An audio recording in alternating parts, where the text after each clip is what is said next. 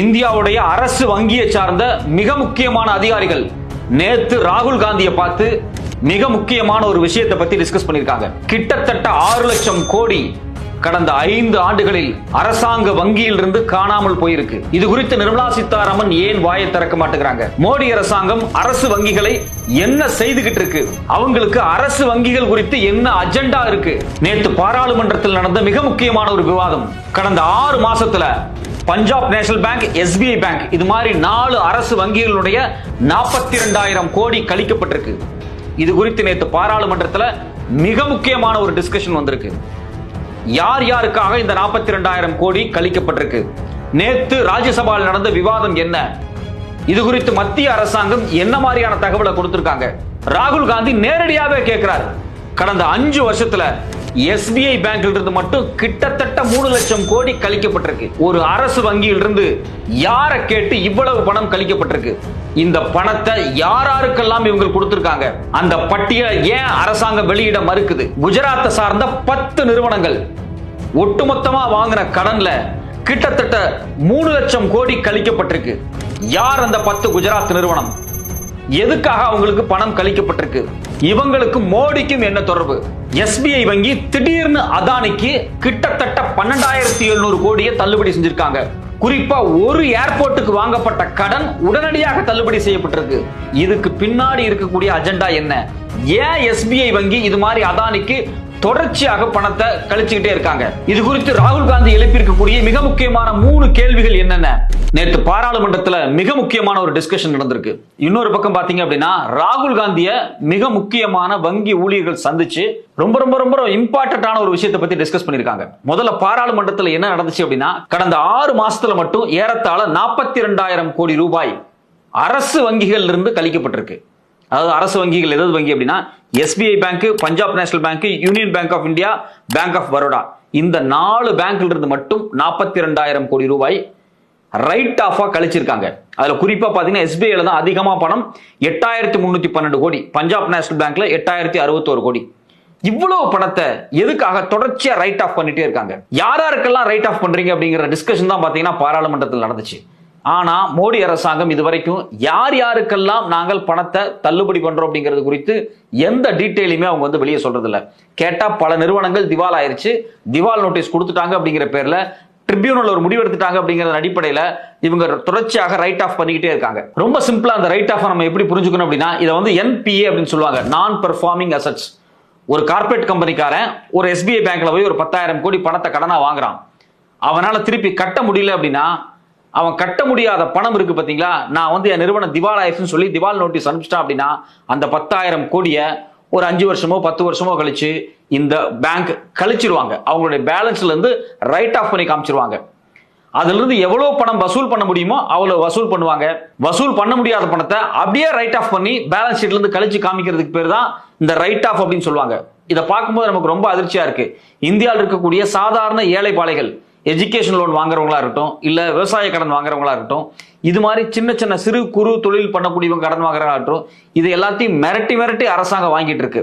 GST கட்டல அப்படின்னா ride விடுறாங்க, ED ரைடு வருது, இன்கம் டாக்ஸ் ரைடு வருது, கஸ்டம்ஸ் வர்றாங்க, எல்லாம் போட்டு மிரட்டி சின்ன சின்ன நிறுவனங்கள்ட்ட கூட GST அடிச்சு புடுங்கி வாங்கிட்டு போறாங்க.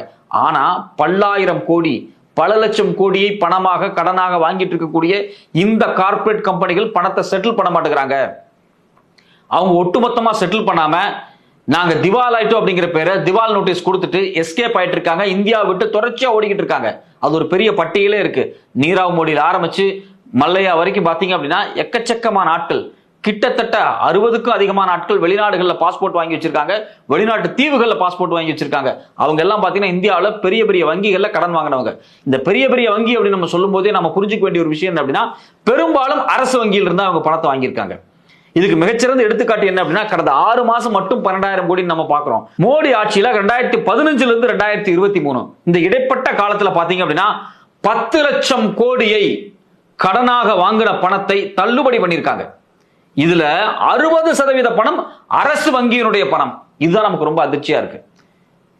ஃபார் எக்ஸாம்பிள் SBI பேங்க் கிட்டத்தட்ட இந்த 2015 இருந்து 2023 வரைக்கும் பாத்தீங்கன்னா கிட்டத்தட்ட 2,86,000 கோடி ரூபாய் பணம் கார்ப்பரேட் வாங்கின கடன் இருக்கு இல்லையா, அந்த கடனை கழிச்சு விட்டுட்டாங்க பேலன்ஸ் ஷீட்ல இருந்து.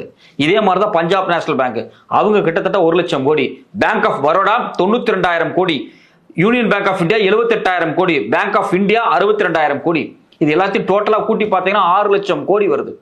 நமக்கு என்ன அதிர்ச்சியா இருக்கு அப்படின்னா, கார்ப்பரேட் கம்பெனிக்காரனுக்கு கடன் தேவைப்படுது, எல்லா கேபிட்டலிஸ்டும் கடன் வாங்குவான், அந்த கடனை திருப்பி அவன் ஒழுங்கா செட்டில் பண்ண மாட்டேங்கிறான். கொஞ்சம் நஞ்சம் பேலன்ஸ் இருந்தா பரவாயில்ல, 10 லட்சம் கோடி அவன் தரணும், அதுல 6 லட்சம் கோடி கவர்மெண்ட் பேங்க் தான் தரணும். கவர்மெண்ட் பேங்க் அவன் ஈஸியா ஏமாத்திடலான்னு பாக்குறான்.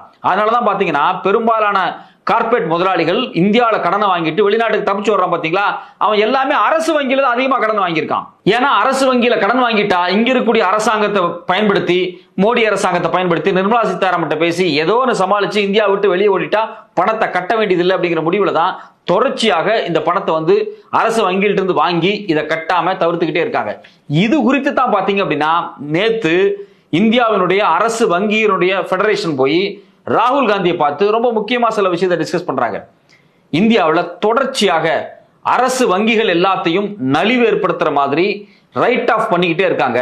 இங்க பெரும்பாலான நிறுவனங்கள் அவங்கள்ட்ட இருக்கக்கூடிய அசட்ஸை லிக்விடேட் பண்ணி கடனை ஒழுங்கா செட்டில் பண்ணாம ஒரு சில கார்ப்பரேட் நிறுவனங்களுடைய கடனை அப்படியே தள்ளுபடி பண்ணிட்டு தன்னுடைய மற்ற நிறுவனங்கள் இருக்கு இல்லையா, அந்த நிறுவனங்கள் சேஃபா ரன் பண்றாங்க.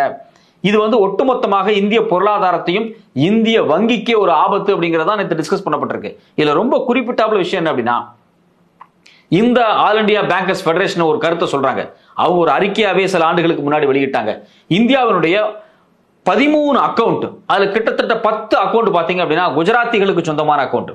இந்த 10-13 நிறுவனங்கள் அவங்க வாங்கின மொத்த கடன் இருக்கு பாத்தீங்களா, அந்த மொத்த கடனையும் கட்டாம அவங்க வந்து இழுத்தடிச்சிட்டே இருக்காங்க. உடனே இந்த அரசு வங்கிகள் என்ன பண்ணுது அப்படின்னா, இந்த நிறுவனங்கள்லாம் இவ்வளவு பணங்கள் கட்டணும், இந்த பணத்தை இவங்களால கட்ட முடியல, மற்ற நிறுவனங்கள் இருக்காங்க இல்லையா, மற்ற நிறுவனங்கள் யாராவது இதை வாங்கிக்கிங்க, ஆனா நீங்க குறைச்சலான பணத்தை கட்டினா போதும். ஃபார் எக்ஸாம்பிள் ஒருத்தன் 10,000 கோடி பேங்குக்கு செட்டில் பண்ணணும் அப்படின்னா நீங்க 3,000 கோடி கொடுத்துட்டு நீங்க இந்த நிறுவனத்தை எடுத்துக்கங்க அப்படிங்கிறாங்க.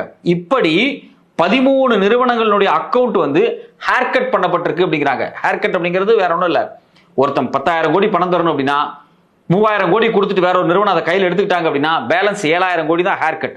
இது மாதிரி 13 அக்கவுண்டுடைய டீட்டெயிலை இந்த வங்கி ஊழியர்கள் ராகுல் காந்தியிடம் தெரிவிச்சிருக்காங்க. அது எந்தெந்த நிறுவனம்னு பாத்தீங்க அப்படின்னா, ஏசர் அப்படிங்கக்கூடிய மிக முக்கியமான கம்பெனி. ஏசர் கம்பெனி அப்படிங்கிறது பெரிய கம்பெனி, பெட்ரோல் பங்க் முதல்கொண்டு வச்சிருந்தாங்க, பெரிய நிறுவனம், இன்ஃப்ராஸ்ட்ரக்சர் நிறுவனம். இந்த நிறுவனம் கிட்டத்தட்ட 54,000 கோடி மொத்தமாக லோன் வாங்கியிருக்காங்க. அவங்களுடைய ஒரு நிறுவனம், அவங்களுக்கு நூற்றுக்கணக்கான நிறுவனம் இருக்கு ஏசரோடது, அதுல ஒரு பர்டிகுலர் கார்ப்பரேட் என்டிட்டி 54,000 crores வந்து லோனா வாங்கியிருக்காங்க. ஆனா இந்த நிறுவனம் என்ன சொல்லிட்டாங்க அப்படின்னா, எங்களால கடனை கட்ட முடியல அப்படின்ட்டாங்க. உடனே மிட்டல் அப்படிங்கக்கூடிய இன்னொரு நிறுவனம் வந்து இந்த நிறுவனத்தை நான் வாங்கிக்கிறேன், ஆனா நான் 42,000 கோடி தான் செட்டில் பண்ணுவேன் அப்படிங்கிறாங்க. சரி ஓகே பரவாயில்ல, நீங்க 42,000 கோடியை கொடுத்துட்டு 54,000 கோடி மதிப்புள்ள இந்த நிறுவனத்தை நீங்க எடுத்துக்க அப்படின்னு சொல்லி கொடுத்துட்டாங்க. இதே மாதிரிதான் பாத்தீங்கன்னா ஒவ்வொரு நிறுவனம், பூஷன் ஸ்டீல்ஸ் 57,000 கோடி பணம் தரணும், ஆனா பாத்தீங்கன்னா அவங்க வெறும் 35,000 கோடியை செட்டில் பண்ணிட்டு அந்த நிறுவனத்தை வந்து டாடாவுக்கு வித்துட்டாங்க. அதாவது டாடா கம்பெனிக்கார வந்து 35,000 கோடியை கொடுத்துட்டு நிறுவனத்தை எடுத்துக்கிட்டான். இது மாதிரி ஒரு பெரிய பட்டியலே இருக்கு. ஜோதி ஸ்ட்ரக்சர்ஸ் அவங்க 8,000 கோடி கொடுக்கணும், வெறும் 3,600 கோடிக்கு சரத் சங்கி அப்படிங்கக்கூடிய நிறுவனம் அதை வாங்கிட்டு போயிட்டாங்க.